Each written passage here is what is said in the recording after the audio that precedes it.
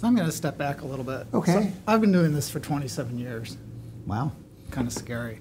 So one of my challenges is not to... We're thankful for your service because we need good people in these jobs. So it's good to know we've got a seasoned veteran there. One of my challenges is to learn to stop looking into rocks, because every time I do, I see a creepy crawly, and then I have to do something about it.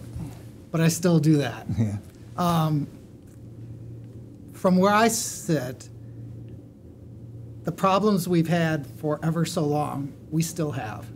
Mm-hmm. Where I started in a foreign affairs agency, we were dealing with problems with typewriters and a supply chain issue. We still have a supply chain issue, only it's gotten worse because now we're talking down in Silicon. We still have issues with default passwords. The really simple stuff,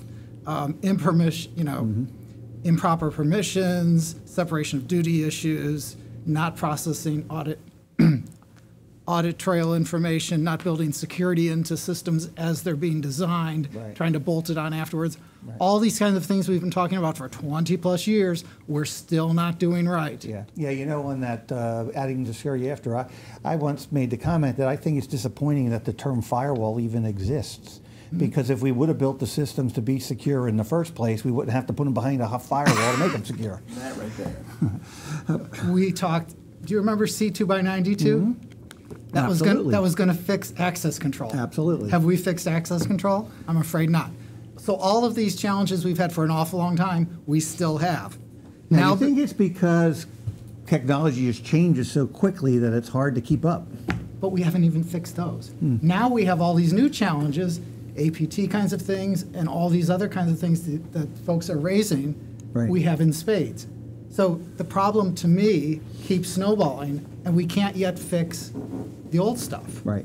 So from my point of view, I'm a little bit of a pessimist that we just have all these things. So the challenge is getting worse. Right. That's my humble opinion. I mean, we're now connecting SCADA systems to the internet and they were never intended to be connected to the internet. But what's driving that? Cost is driving that.